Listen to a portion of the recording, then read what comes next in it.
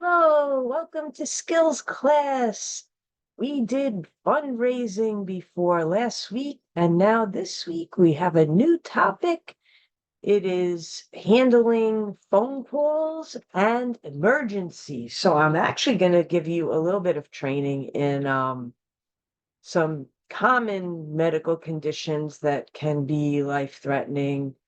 And they would be seizures, asthma, allergies, and diabetes. So that's what we're doing today. There's no PowerPoint. I would have loved to do a PowerPoint, but we really don't have any images, just one, which I can show you on my phone and just bring it up to the screen. All right, so I see Mr. Ezra's jumping on. Yay! All right. Welcome to Ezra. All right, so let me get my presentation on. Okay. Okay, so the first thing we're going to talk about is phone calls. But I'll wait for Ezra to join because he's almost connected to audio right now. Du-du-du-du. Gallery. Okay. All right. So, yeah, so we have, there he is. Hello. All right.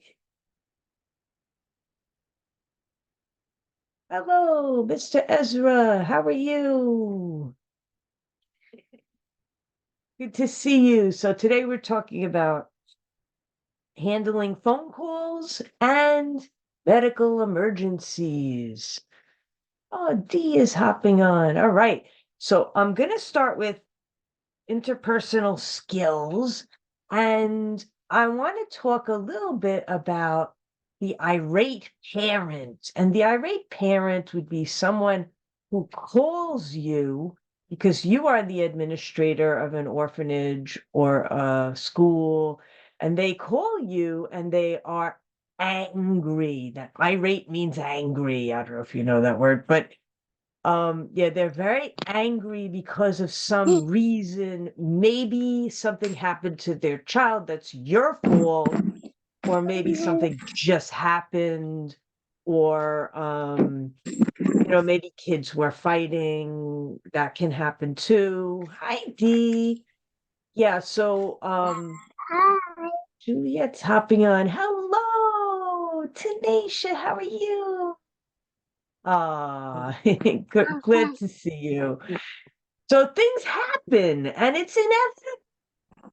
I always say you should pray in the morning, Lord, make this day possible. I used to pray that prayer every day when I was really, really busy at work as a nurse.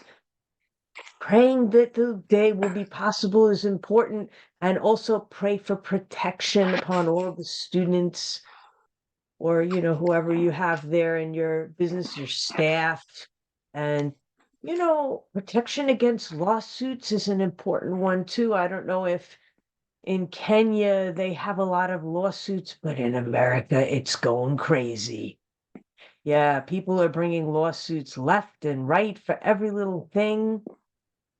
And it's a big problem, and we call it liability. Liability would mean your like your chances of not doing well in a lawsuit, right? So if you do something like, for instance, if nurses put ointment on a cut, ointment is good for a cut. But what if the child is allergic to the ointment? Then they'll have an allergic reaction. They've got a rash all over their arm. So they may sue, right? Because you put the ointment. So the liability is too much. So that's why I'm not allowed to put ointment on a cut, because of the liability of a lawsuit. Okay. So I think you get that. And so now we've got an irate parent. They're calling you and they're probably, yelling into your ear. Well, the main thing to remember, don't react, listen, and act concerned. Those are the main things to remember. Because if you start saying, "What are you yelling at me for?" If you're nasty back, they're gonna get so upset. They're gonna run straight to the courthouse. So so you can't yell back. Don't yell back. Just resist that urge to yell back. Listen to them say, "Oh, your child got hurt today? I wasn't aware, or somebody told me," whatever. Like, can you tell me more about what you think could have been done? Or something like that, and ask them to talk some more and listen carefully. This is going to be a long phone call, so you better camp in, okay? It's not going to be a short phone call. Camp in and just get ready to listen to this person. They're going to say, "Well, if you did this or you did that, my child wouldn't have gotten hurt." And that would be a good clue for you to know how to prevent this from happening to the next child. So you're going to listen to them, and you're going to act very, very concerned and, interested in helping. And these are the things that we call it de-escalate the parent's anger and make it go down and make them calm down. As long as they know you're listening, you're concerned, you're going to help, their anger should go down pretty fast. So those are the main points. Okay. So if something happens and this child gets hurt, we had a child who was walking by a light switch, and the light switch had a little wire sticking out of it. I don't know how that happened, but he got an electrical burn on his arm. That's obviously the school's fault, but you don't apologize, even if it's your fault, because if you apologize, they're going to tell that to their lawyer. If there's a lawsuit, it looks bad for you, right? So we never apologize. For me, I like to apologize. I just want them to feel like I care, so I apologize a lot. Don't do it. Don't do it. It's not good for your company, organization, whatever you have, your school. It's not good for this school. So we don't apologize. Things happen. And when you're dealing with families, officials, or advocates who turn up in person or on the phone, you're going to keep eye contact. You're going to just bear with them, listen carefully, assure them that you care, and you're going to do everything in your power to correct the situation and to find a mutual solution. Okay. So, all right.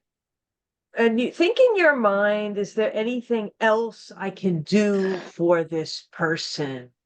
And maybe it'll occur to you, well, I could put a cool rag on this kid's burn. You may not have a nurse. You may not have a nurse, but there are things you could do. If you put a cool rag, it's gonna, give them some comfort. Whatever it is that you do, you dry it, put a Band-Aid, whatever it is that you do, it helps the situation. So anything you can do is great. And let them share their concerns and let them brainstorm with you about what could have been done to prevent this, what could be done that this doesn't happen again. All right. And then you're going to ask them at the end of the call, you're going to ask them, is there anything else I can do for you? And if you can, let them be the one to hang up the call. Okay. It just looks good because you don't want them to think or say that you hung up on them, right? So just to end the call, I always say, "Well, thank you so much, and you have a great day." And then usually that's their sign they know they're going to click the phone down. So just remember that. Thank you so much, and you have a great day. right? That's a good one because that prompts them to hang up. All right. So you can, if they don't hang up and there's a silence, you could say, please don't forget to disconnect the call. And that would remind them that they're supposed to hang up. I know with some of these new cell phones, it's like, how do you hang up? If they say, I don't know how to hang up, then you hang up. But you want them to disconnect the call. It looks better for you. At times, you need to advocate for yourself, your team, and your policies. And I'm going to tell you how to do that. That is very important. Advocating for your team. You don't want to place blame and say, well, the janitor left the wire hanging out of the light switch. It wasn't me, it was the janitor. You don't want to do that because you are a team with the janitor, right? So you don't want to do that to the janitor because then the janitor is going to get yelled at and the janitor is going to get in trouble. So we want to just stick together as a team and we're going to say things in a way that will prevent the parent from feeling attacked. So they say talk in the I form. I feel this, or I need this, or I want that. Don't say you. Just don't do it. You can't expect. Don't do it. Don't do it. Don't tell a parent that because they're going to feel like, what? And they're going to start yelling again. You don't want them to yell at you. So you're going to keep everything in the I form. So here are some good examples.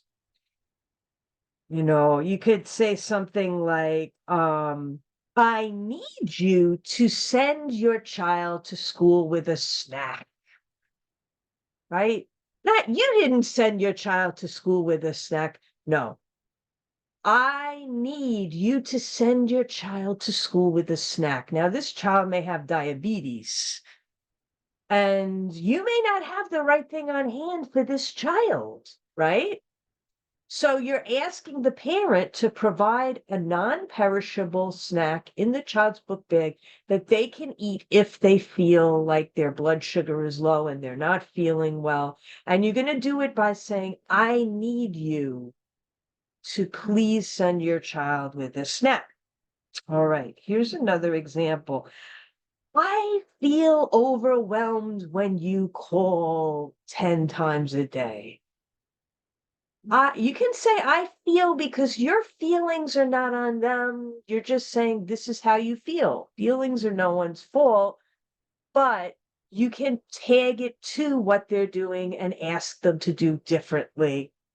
You can also say things like, if they say, I want my child to be first online every day for everything, you could say, well, that would be unacceptable to me. I can't accept that. And you can certainly talk about your team and say, the teacher needs to line children up for meals in an orderly fashion.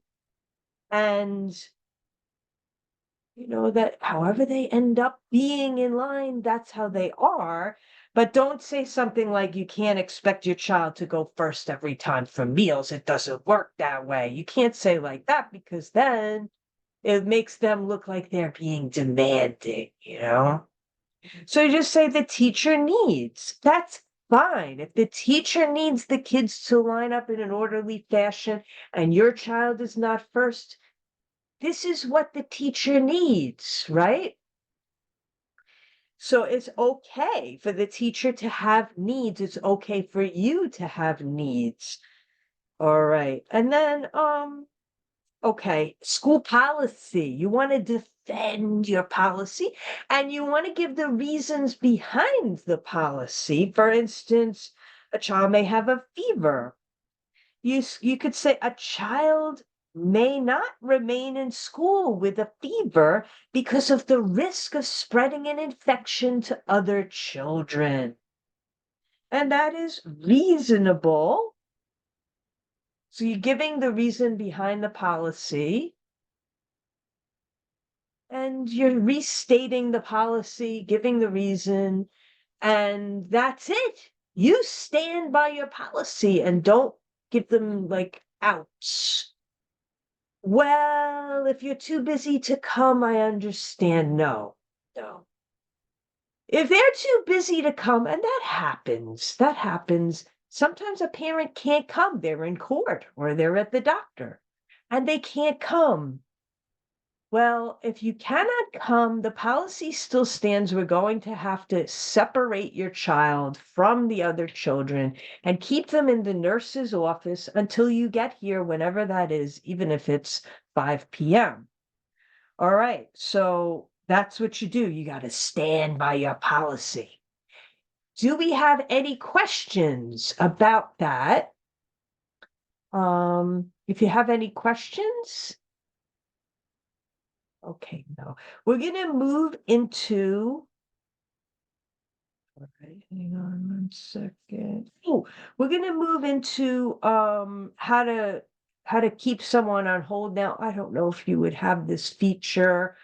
Some people have something called call waiting, where like the person, you can get this on your cell phone, but you have to pay for it. And if you have a school, that would be worth the extra dollar a month or whatever to get the service. And that would be so that you could put someone on hold and take another call. And I'm just going to talk very briefly about that. So you're talking to somebody and another call comes in, beep beep, the call comes in, they don't hear the beep, but you would say, would you kindly hold for me? Another call's coming in, and you put them on hold with the hold button, and then you answer the other call and you immediately say, I'm on the other line, but can I help you? And they'll say, well, I'm calling because I just need to know what time the school closes today. So you say the school closes at 2:30, thank you, and you can hang up on them. All right, that's a quickie. That's a good one if it's quick. And then you go back to the other call. But let's say they say, oh, I need to discuss how my child is going to get their assignments or something along like that. So then you'll say, um, I'm on the other line, but let me take your name and number. So you have a pad and pen always with you, either in your pocket or at your desk, and you write down their number and you write down their name, and you'll call them back as soon as you can. You tell them you'll call them back as soon as you can. You go back to the first call because it's first come, first serve. When you're done with that call, you will call back the second person. All right. And let's say you have someone that's like very needy and they call you a lot and they just lonely and they want to talk. You don't have time for them. So you have to control the call. And you can do that by saying, you have to give them a reason you have to go. Okay. So you say, I have to line up the children for breakfast now, but I'm glad you called. Have an awesome day. I have to go. And hopefully they will just, understand. And a lot of people that are lonely, they don't understand and they go on talking. And you have to control the call and you have to say, I'm so sorry, but I have to go. The children need to be lined up. Have a great day. And just have to hang up. And you have to hang up. That's unusual, but it does happen once in a blue moon that you get a lonely person calling. Now we're going to go into medical alerts, and I'm actually going to give you some training, the same training that I give my teacher and staff on seizures. I'm going to do general medical alerts, seizure training, asthma, a few words about asthma, diabetes, and allergies. Okay.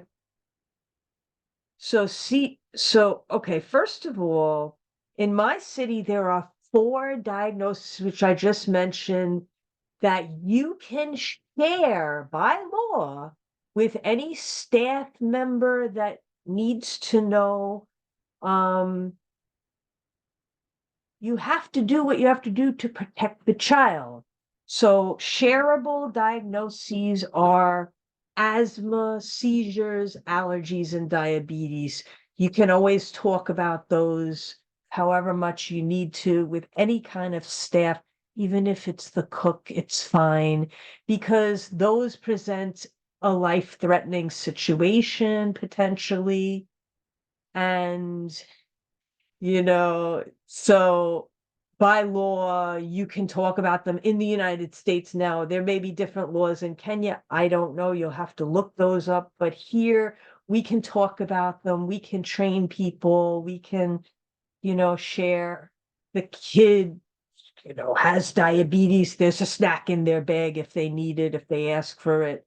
This is important for staff to know. This kid has an allergy to peanuts. You can tell the cook, look, don't give him peanuts. If the kid is 4 years old, they're not going to know that they can't eat peanuts. So the cook should know that the child is allergic to peanuts so that the cook will not hand the child peanuts. You need to have something else in stock for that child in case the only thing being served is peanut butter and jelly. You need to have a jelly sandwich for that child, okay? Okay. Now, if it's a different diagnosis, like for instance, the child may have a thyroid problem or a kidney problem, or maybe they just had brain surgery. Sounds so important, like you should be able to share it, but actually in America, you can't share that unless there's a dire need to know. There's a need. There has to be a need. If the kid has a kidney problem and this child needs to drink 5 bottles of water a day, there's only one person that really needs to know that, and that would be the teacher does need to know that, but they need to know this is confidential information.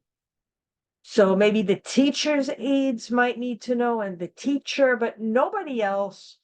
The cook doesn't need to know, the office staff doesn't need to know, and you can't talk about it with just anybody because it's a privacy issue. People have a right to have to have privacy for their health problems. And the laws may be different in Kenya. You got to find out the laws in Kenya and India. But, that's very important because they may sue if you reveal something they didn't want revealed. So, or that you may get fined. So they could complain to the HIPAA people in the United States, and there could be a fine for you if you revealed something you were not supposed to reveal. So you need to have a red or orange folder in the office stating which kids have asthma, seizures, diabetes, or allergies, what they're allergic to. If you have kids like that, you got to have an alert list like that. And that alert list is shared with the teacher of all the kids that have an alert. And it should be clearly labeled medical alerts. And the alerts should be covered so no one can see unless they need to know and they open it. All right. Updated anytime new information comes in. At the top is the date of the most recent changes. Updated, 1/23/24, and put your initials. You updated it on that date. The folder must be kept in a prominent place where all staff know where it is in case of emergency. And all staff that needs to be aware has to know from day one that school opens, this kid has seizure condition and they should be trained. You can actually show them this video for seizure training. That's fine with me. This video would suffice. It would be good for seizure training. And because I'm really telling you everything. And now we're going to go into seizure training. It's about 5 minutes. All right. Seizure is an electric storm in the brain. Everything is lighting up and getting stimulated at once. There are several kinds of seizures. Okay, an absent seizure would be a time, maybe only 30 seconds, 10 seconds, 2 minutes, something like that, in which the child is non-responsive. Hello, hello, and they're not answering you. They're not hearing, they're not seeing, they're staring, they could be blinking a lot, and they may not fall down or jerk or shake or anything like that, but that's called an absence seizure. It's mild, but the parent should know it happened if it happened, and the doctor should know it happened. And they do have medicine for seizures, so, if that's happening, they may put the child on a medicine. The other kind, well, there's more than one kind, but the other kind that's very drastic is called a grand mal seizure. And that would involve like a large part of the brain. This causes jerking, shaking, going unconscious, falling down. Eyes may roll back in the head. They may urinate on themselves, soil themselves. They may get blurry vision, temporary blindness, or trouble breathing. This is a pretty severe thing. And, the other kids in the class are going to be very scared. What's happening to Johnny? So, you guys may only have one teacher in the room. It would be better if you had two. If you had two, that's great. One person can take care of the class, and one person can stay with the person with the seizures. But basically, if you only have one person, you're going to say to the class, it's okay, please don't panic, let's clear some space. This person is going to be all right. And you're going to go to that child and you're going to gently guide them from their seat, from their seat to the floor and lay them on their left side. And the reason for that is if they vomit, they're on the left side hopefully prevents them from vomiting. But if they do vomit, they're not going to aspirate or breathe in the vomit, which would be a very big problem, very big problem. So keep them on their left side. If you forget left, lay them on any side, just not on their back. All right. And the danger of aspiration is serious. It's a serious problem that will last months and months and months of trouble breathing. So lay them on their side. Welcome to the people who just jumped on.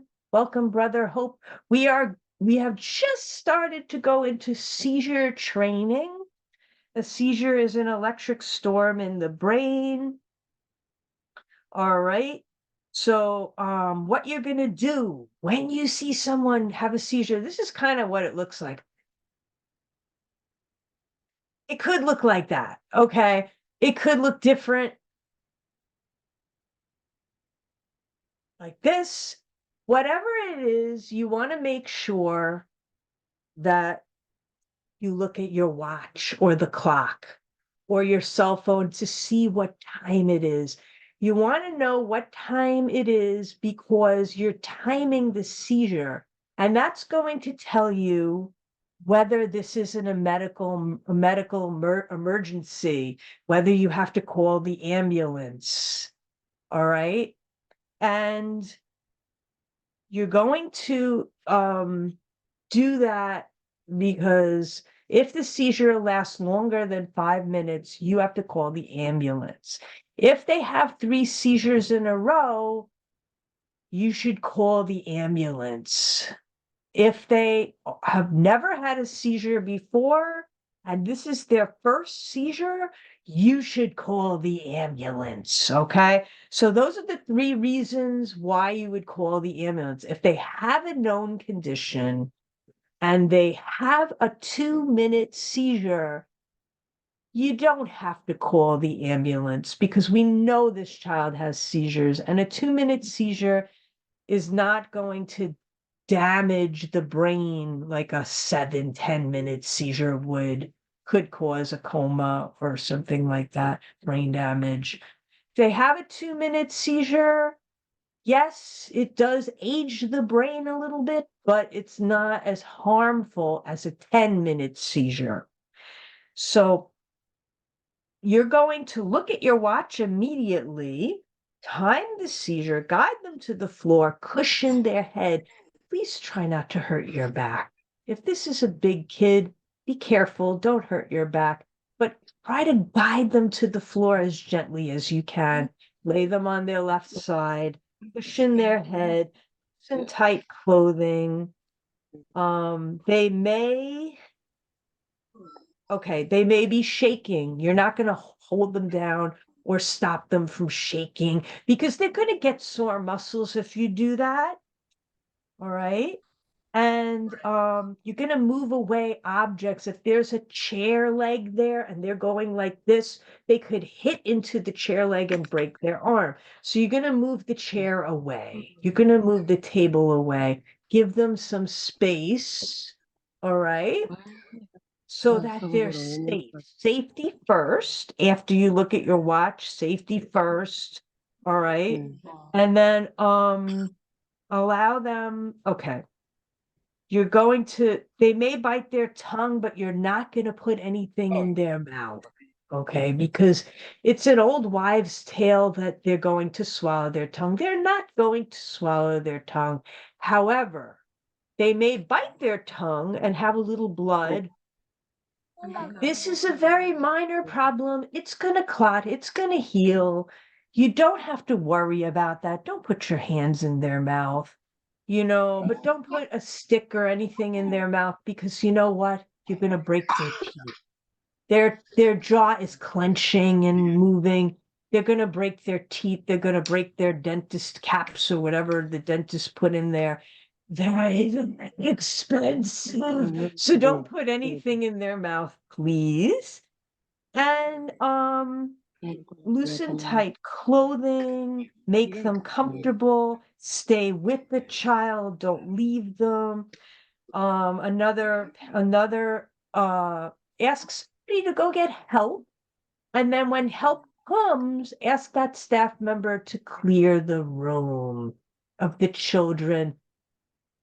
Or you can just, if you're alone, you could say, okay, everybody go outside and play for a little while. They're not going to want to go out and play, some of them, because they really care. They're really worried, but do your best. Your best is to try to get them to leave because you want to give privacy to the person who's seizing. And when the ambulance comes, they're going to need a little room to work with the person. So you're going to try to clear the room however you can. As the child recovers and they come out of the seizure, they're going to be very scared and worried, and they're not going to feel like themselves. And they don't know what happened because their memory is completely wiped out for the time they had the seizure. So you can tell them, you had a seizure, you're okay now, we're going to let you rest, we're calling mommy or daddy, and allow them to lay down, allow them to rest, because having a seizure is absolutely exhausting. It's like running a marathon, and they are going to be exhausted. So let them rest. Now, okay, seizures can be triggered by a fever. So if they're wearing a ton of clothing, unzip, take off the jacket, right? It can be also triggered by flashing lights, and there are other triggers, but okay, Juliet's coming in 1 second. Okay, there are other triggers, and they're different for different people, but fever is a big one. Anybody who is made to be in 100-degree weather can have a seizure because of the heat.